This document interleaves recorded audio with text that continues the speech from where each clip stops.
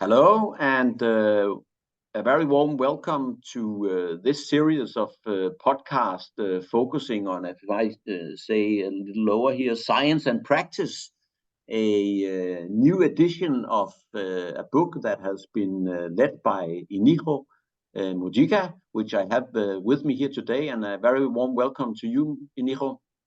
Thank you, Lars. First of all, we should make a disclaimer. I just made a chapter for this book. I enjoyed reading some of the other chapters, and therefore I thought it could be interesting to invite you, Inigo, who has, so to say, edited all of the book and who will at least have your cost of producing the book covered by this. It's not a big industry, but at least we should maybe make the disclaimer that all of the advertising for this book, of course, you have a small interest in it, but otherwise we're here to discuss the science behind and some of the challenges that there are from, you could say, translating science. What is the level of evidence for a given practice procedure into practice? Mm-hmm. Well, yes, that disclaimer is important. I'm the editor of the book, but I'm also the publisher of the book. Yeah. But the whole idea behind this book, from the very first edition 11 years ago, that I thought it was necessary to put together a book that compiled all the science that we had accumulated over the past 10 years in a practical way, so that practitioners could understand the science and try to apply and implement the science in their daily practice. The reason for the first edition was that the previous good endurance training scientific book was already 10 years old. It was part of the International Olympic Committee's Sports Medicine Encyclopedia. And I thought, well, it's been already 10 years. I think we need a new book on this topic. That's why I produced the first edition of Endurance Training, Science and Practice.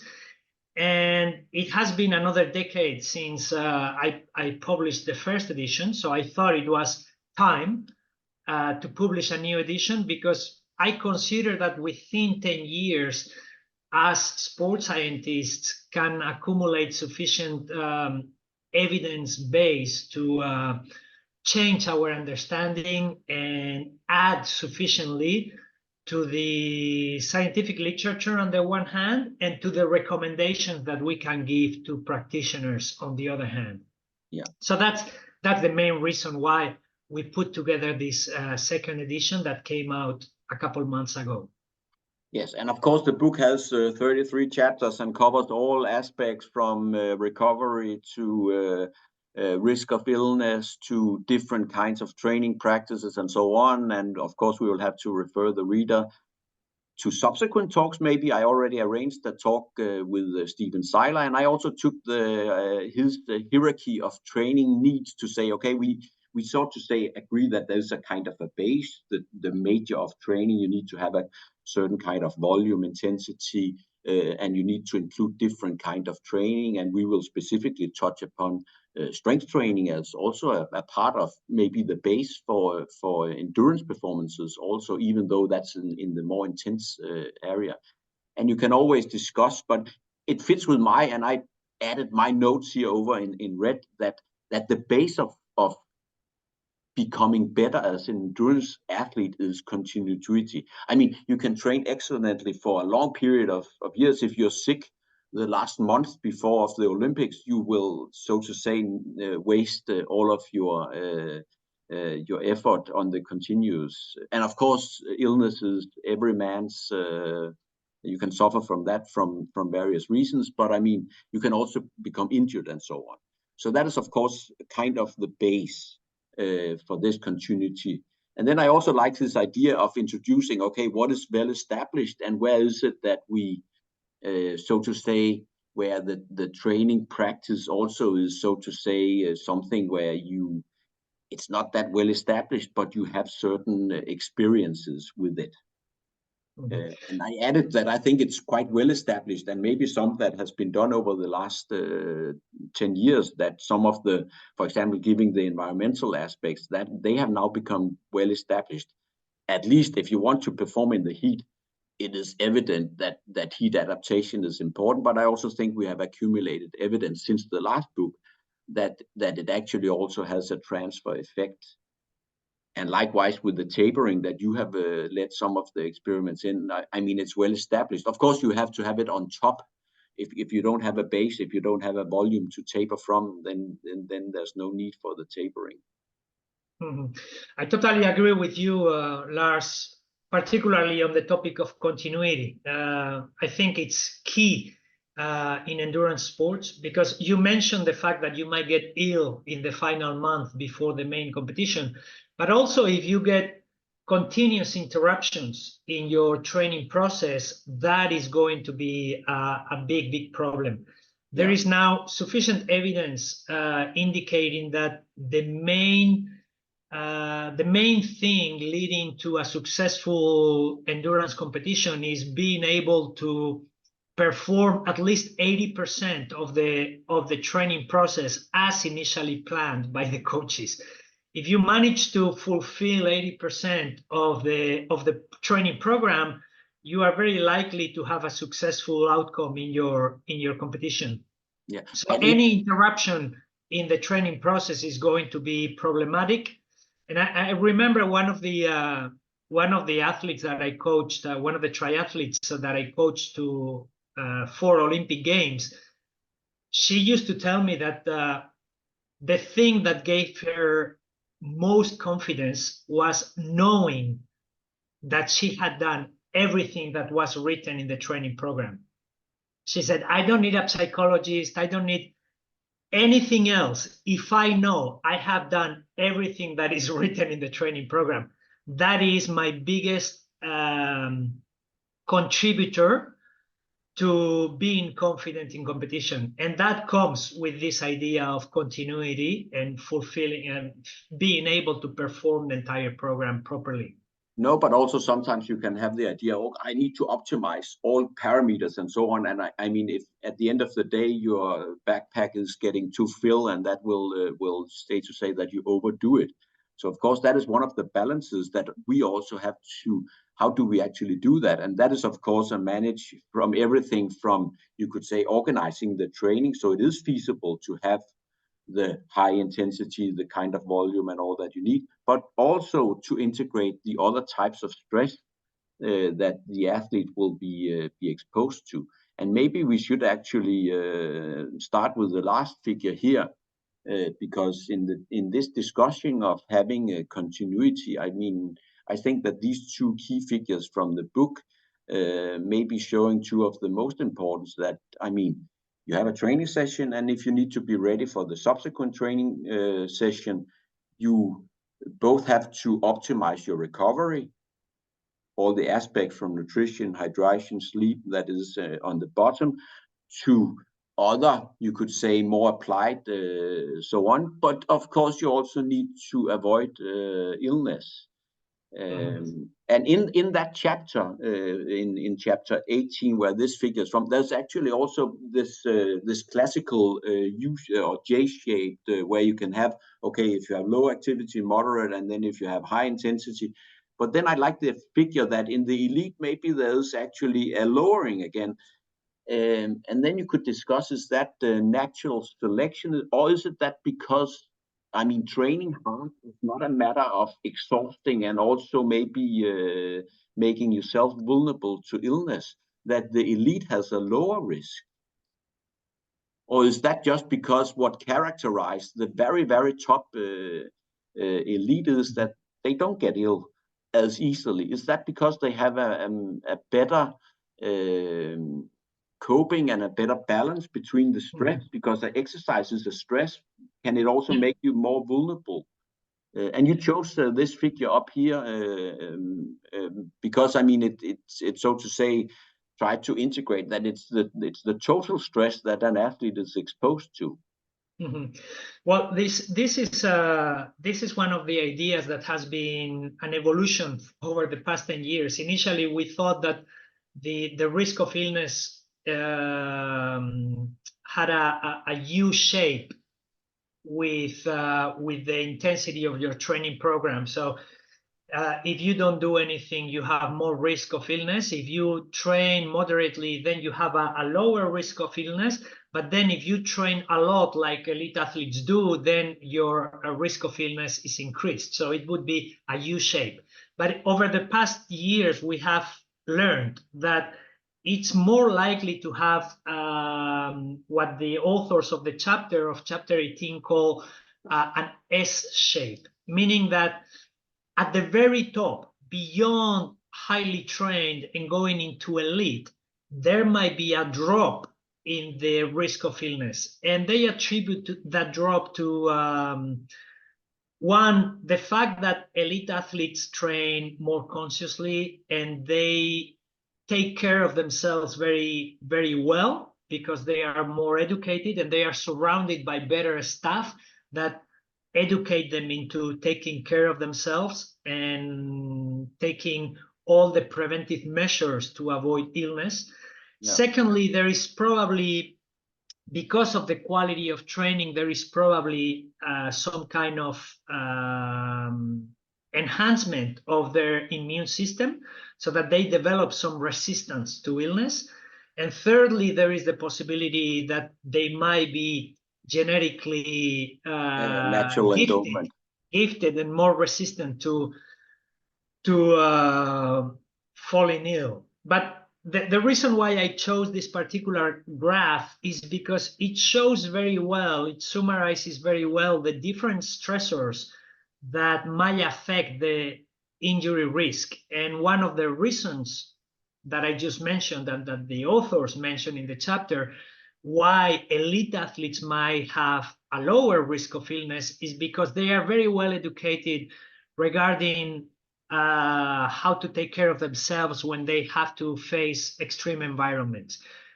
Lately, they are very well educated on the importance of sleep. Quite often, they are supported by psychology professionals, and they can face the psychological stressors. They are well educated in general, and they have the support of good nutritionists. So they know how they should eat. They know what supplements they need. They know what probiotics they should be taking. Whenever they have to face international travel, they have recommendations from the sports science staff about how to deal with that jet lag and travel fatigue, etc. And the endurance exercise that they perform is usually well planned. And that's another point that I wanted to make regarding the continuity idea. Of course, if you do everything that is written in the training program, we start from the concept that the program is well designed and that whoever has designed the program knows very well what he or she is doing. That's the only way that we can make sure that if you do everything that's in the program, the outcome is going to be good. It has to be a good program, of course. Yeah. But all these factors, we have learned a lot about extreme environments, sleep, psychological support of athletes, nutrition, international travel, etc., etc. And that is another factor that contributes to that continuity by helping elite athletes avoid illness. We have a saying that you don't become a world champion by doing the influenza interval, which is, so to say, the additional interval that actually make you overdo it, but also make you have a large open window afterwards. But of course, it's a balance, because on the other hand, you don't want to skip a given interval. So I guess that's where you, as you said, many athletes, they tend to say, okay, I have to follow the program. And if the program says you have to do 5 times 5 minutes maximal efforts or something, whereas it could be finding the balance of what is appropriate. And of course, that is both in terms of reducing the illness risk, but of course also in having the continuity in terms of just, you could say, just recovery from one training session to the next. Mm-hmm. That's why the program is not written in stone. The program has to be evolving, changing, and although you might have a general idea of where you want to go as a coach or as a practitioner, you have a general idea of how you want to do it and where you want to go. you need to adapt it progressively as the training process goes. And when I worked as a coach of elite triathletes, I hardly ever gave them more than 1 week at a time. Of course, I had my general program, the overall plan for the entire season, but the plan for week-to-week training was actually designed week to week. If everything had gone according to the program, then I could continue as planned. But of course, I needed to make changes as we went along. That's what I meant by saying that the program should not be written in stone. And if one day, instead of 8 repetitions, you need to do 6, well, then do 6. And if one day, instead of doing 8, you need to do 10, well, then maybe you need to do 10. But you need to modify the program as you go, and ensure that continuity by avoiding illness. And I think besides all those measures that we have just mentioned, the graph at the bottom is very important, the use of proactive recovery. Because for many years, all training and all adaptation process has been centered around the exercise part of the training process.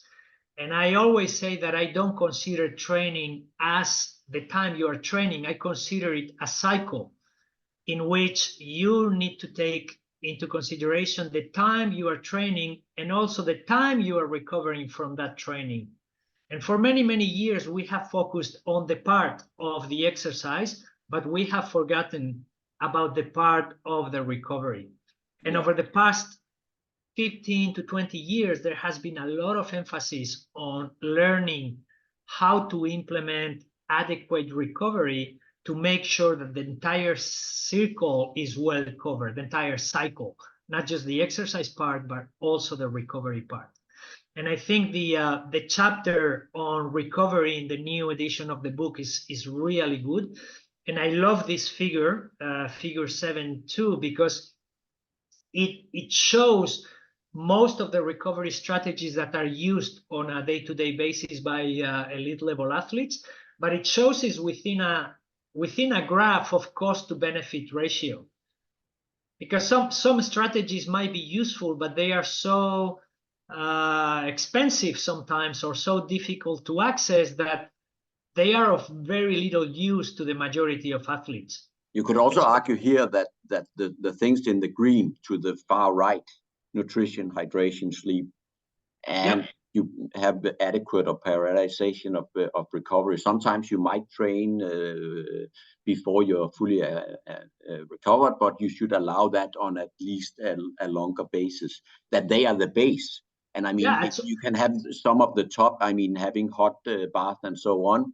But if the base is not there, if you don't sleep and you don't hydrate and so on, then the other thing is, I mean, you will lose many of these things.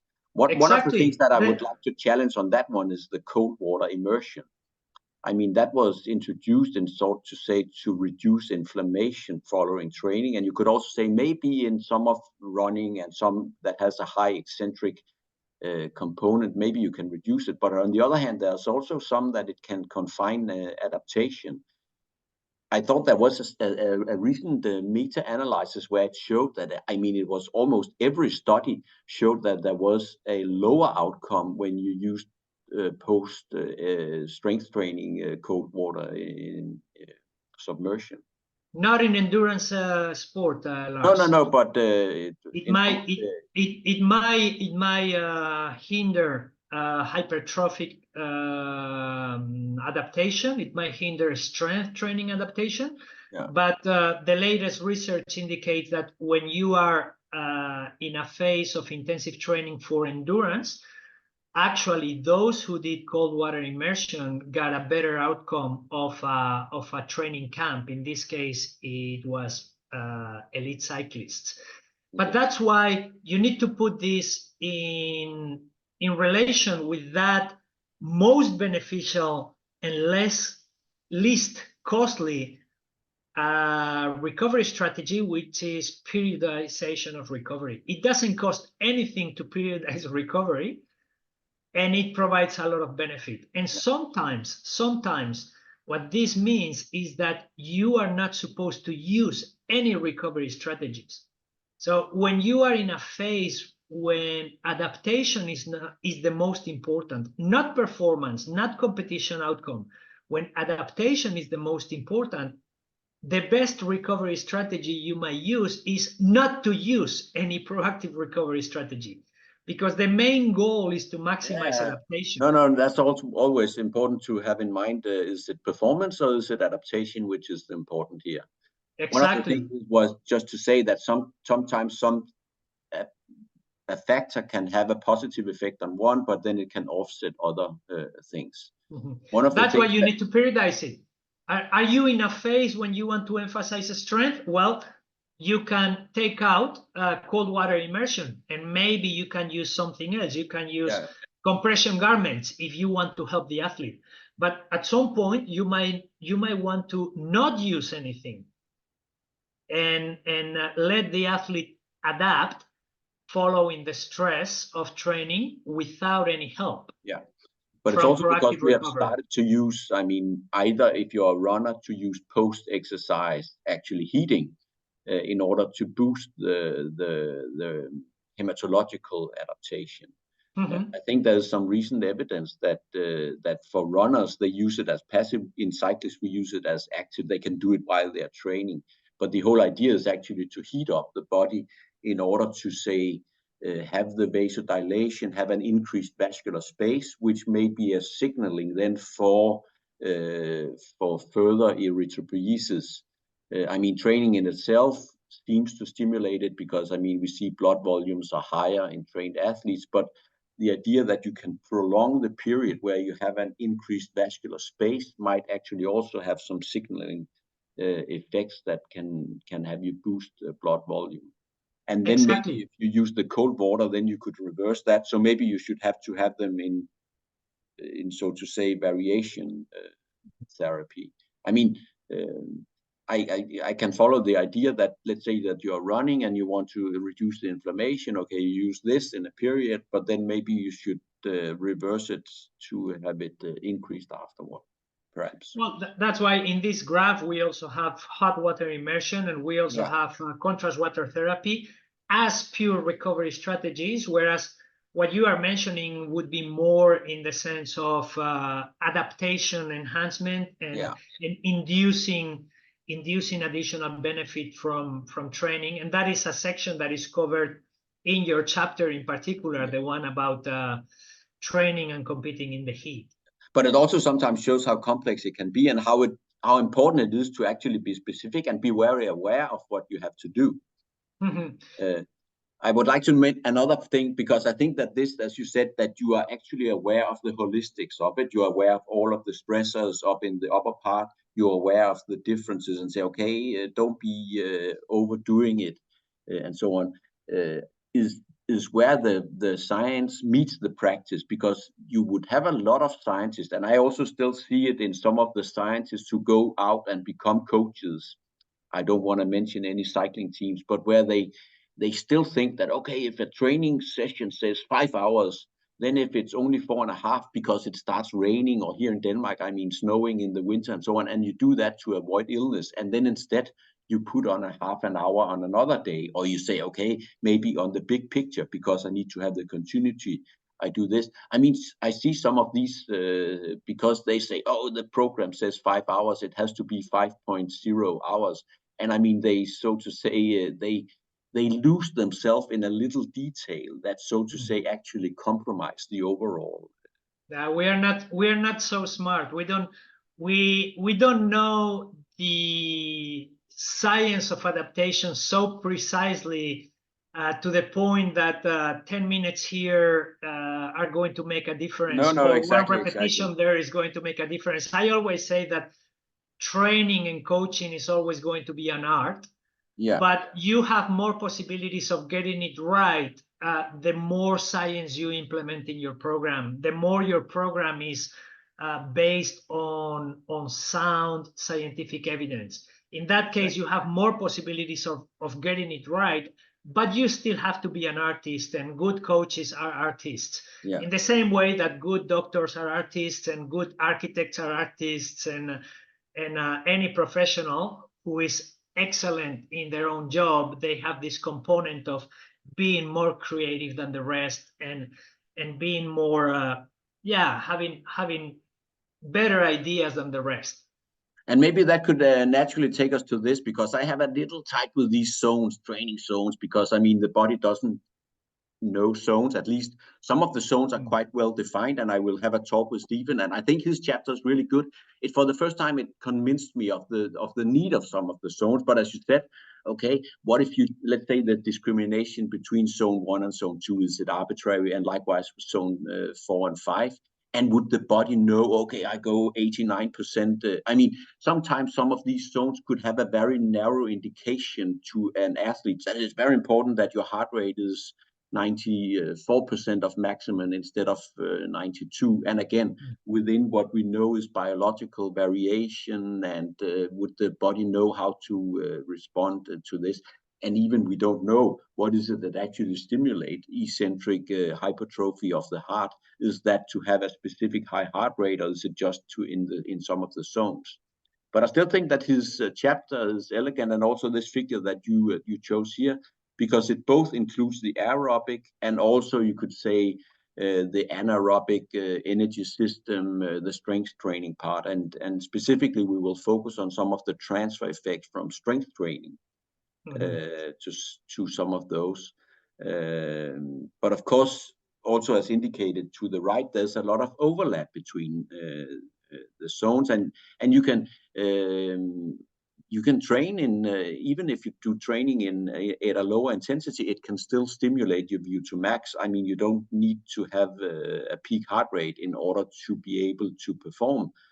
So even if you are a 1500-meter runner, where you can say peak aerobic power is extremely important, you can still get training benefits and stimulate your cardiovascular fitness by doing lower intensity training. And that is, of course, why it's important to spread over all of these zones and mixing it up. Exactly, and that's the reason why I chose this particular figure, Lars, because of the idea of overlapping between intensity zones on the one hand and physiological adaptations on the other. The way sports physiology and also training science has been taught over the years sometimes leads to the misunderstanding and the idea that if you want to achieve this, you need to do that. If you want to achieve this, you need to do that. And it's like in isolation. They don't see the athlete's organism as a whole. And this figure, I love it because it shows that you can work on the cardiovascular adaptations from zone 1 to zone 6 or even zone 7. And you can work on your peripheral muscular adaptations between zone 1 and zone 6. And you can work on buffering capacity from zone 3, 4 to zone 8. So there is no isolated space in physiology. There is no isolated space in training. You can achieve several adaptations with the same training method or the same training zone, if you prefer, and you can use the same zone to hit different physiological targets. So the same zone might help you develop several physiological adaptations, and the same adaptation can be achieved by training in different zones. And that overlapping idea, I think it's something that is very important for practitioners to understand. Instead of this compartmentalized concept that we often hear in the teaching of physiology and also in the teaching of training courses and coaching courses. One thing that I would like to hear your opinion about, and I think that I will challenge Stephen on, because I mean, it's his figure at least that figure he has rejoined from the Norwegian Olympic education, is this peripheral muscle adaptation, which indicate that it's the lower zones which are more stimulating than the higher. I see that for a lot of parameters, at least per minute done, you could argue that, okay, because you can do a much more higher volume in the lower zones when you do so. But I would say that, and also for the strength training, that some of the muscular adaptations that you can get from this very high intense types of training in terms of, let's say, sodium potassium pumps, but maybe also for capitalization and so on, they are much more potent in the higher zones. So I think that it's a little misleading with this, that they should be more stimulated by the lower intensity. Or how do you see that? Yeah, well, even the graph can be criticized, and the size of the diamonds, whether it should be wider here or thinner there. Yeah. But you know, in the sodium potassium pumps, maybe you can include them in the section of power and efficiency muscular adaptations in the 1, 2, 3, 4 in the fifth column there. So, you know, again, No, it you can can be always discuss criticized. It can be criticized, but the idea or the concept of it's in the title, you know, overlapping of training intensity effects on specific endurance adaptations. The idea of overlapping is something that I really like from this graph, and that's mainly the reason why I chose it. No, and you can always also discuss whether zone 8 should be on. I mean, for the anaerobic, it's a matter of also of the time that you spend there. And likewise, if you have when you indicate that zone 5 is harder than zone 4, I mean, it's a matter of how much time you spend in the zone. But let's try. And even Lars, the squares that you added to the left of the figure of aerobic and anaerobic, that also can be criticized. You know, that could be no. I actually, overlapping. that was more to explain that is how they are defined. That the anaerobic, because of course it starts earlier. It already starts when you surpass your first lactate threshold. Yeah. And so somebody could misunderstand this if they don't get this idea of overlapping physiological systems and overlapping training zones. They could say, oh, it's only aerobic until Z5, and then it becomes anaerobic after Z6. No. The concept of overlapping applies to everything. So and it's also, I also have it a little bit tight with this of calling it anaerobic training, because I mean it's specifically that, of course, that you stimulate some of the anaerobic systems and energy provision and so on. But but that's what I like with Stephen's chapter. I think he explains it nicely, and where is it there's a sharp kind of definition, but also even discriminating. I see lactate threshold 2. I mean, it's a difficult task to establish it. And of course, that is also why you go back. And I always also think that Stephen would say, oh, it's better that you don't. I mean, can you have it very sharp? And if you do that and you use it as training prescription to say, okay, you should be specifically at this target, then you might have a chance of people being over the target, and that they therefore would, so to say, overload the system if they did so. But you also chose this one to focus, and maybe also because that is something that has developed more and more, that strength training is not longer only considerate for, of course, many endurance performances will be determined at the end by an end spurt or the ability to do very intense. I mean, cycling, for example, can be decided in the sprint up a hill, where the most powerful, but not even for that, but also you could say for pure endurance athletes, marathon runners, where it's more of a continuous effort. Strength training has become part of the base of it. Exactly. That's why I chose it, Lars, because until about, it's already been about 20 years, I would say, there was no scientific evidence to actually say, well, highly trained athletes, if they do strength training, they will get a benefit.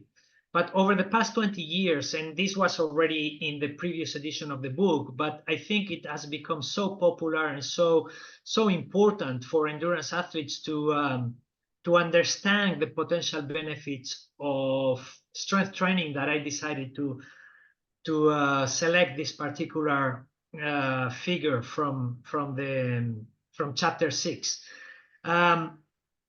I think in the past years, we have learned a lot about the potential benefits of strength training, not only in the gym, also on the field. We can train our strength for endurance athletes without necessarily getting in the gym.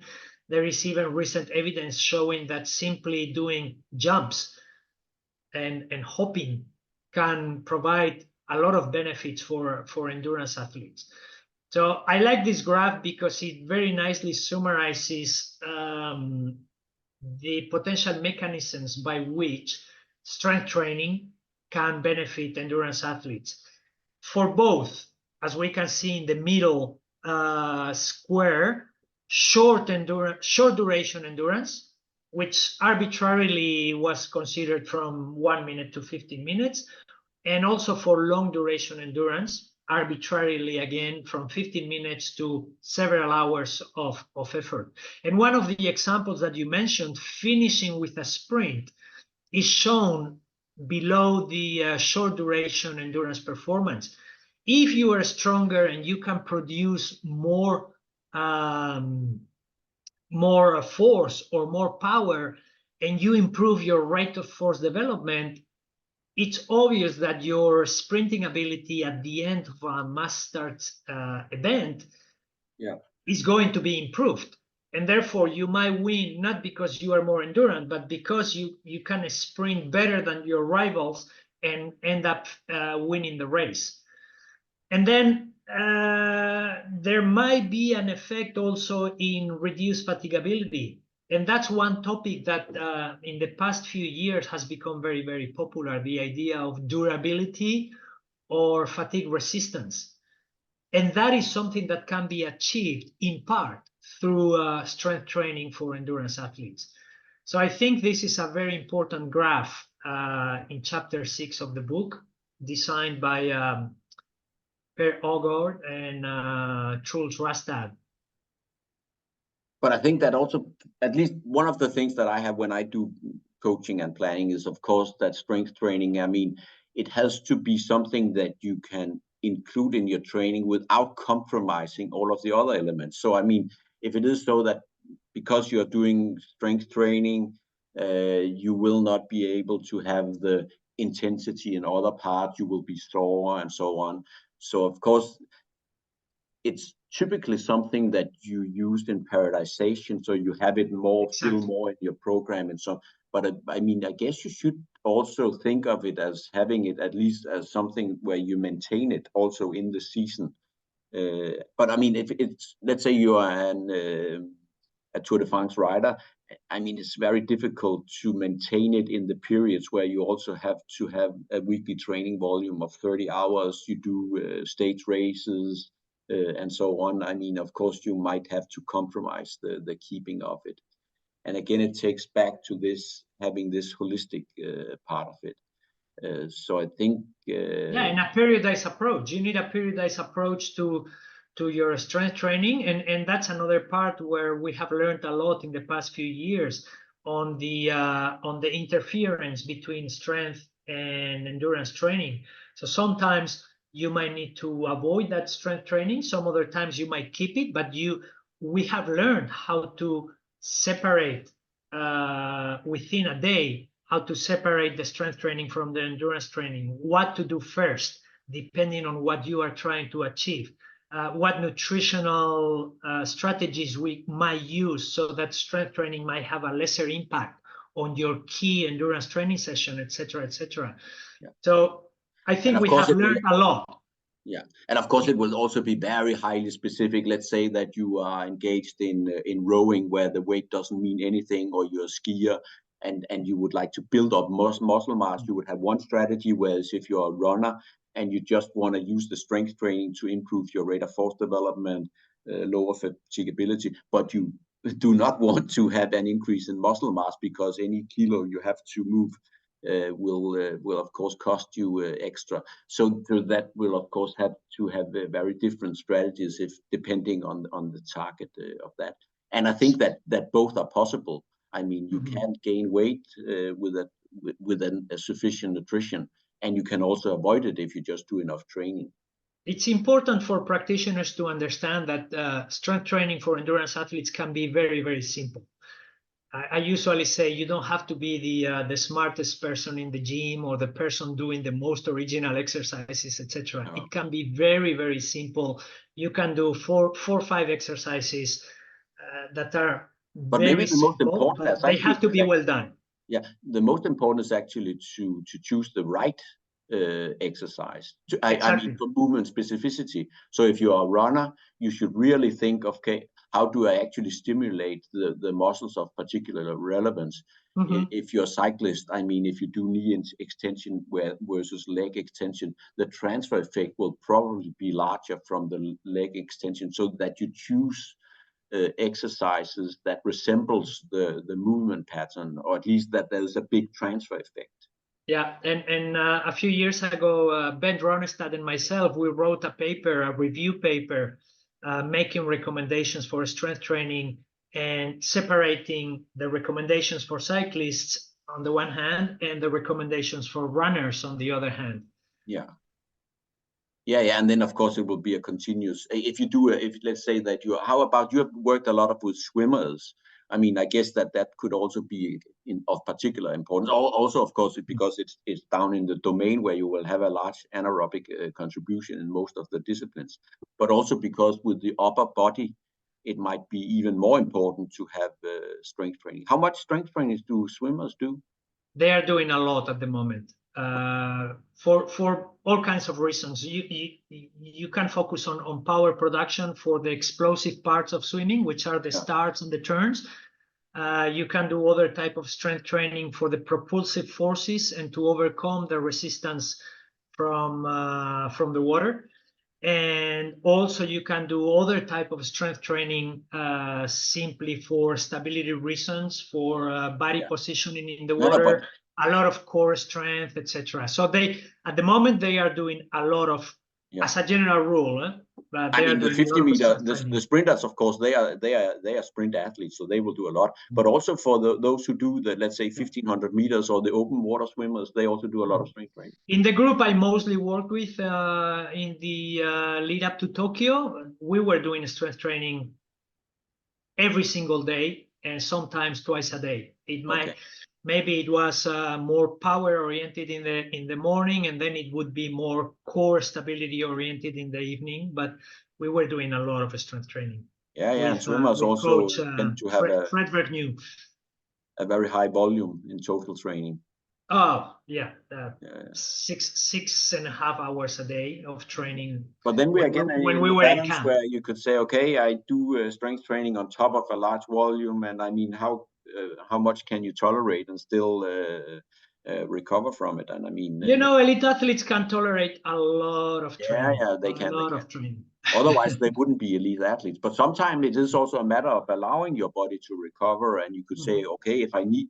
I mean, sometimes you can do the training, but it's also a matter if you are capable of responding to it. So let's say that you do strength training too much, or if you don't allow to maybe in a period lower some of the other types of training in order to be able to respond to the strength training. So, I mean, I think that's also something where that the very clever practitioner can find the balance to say, okay, not overdoing it.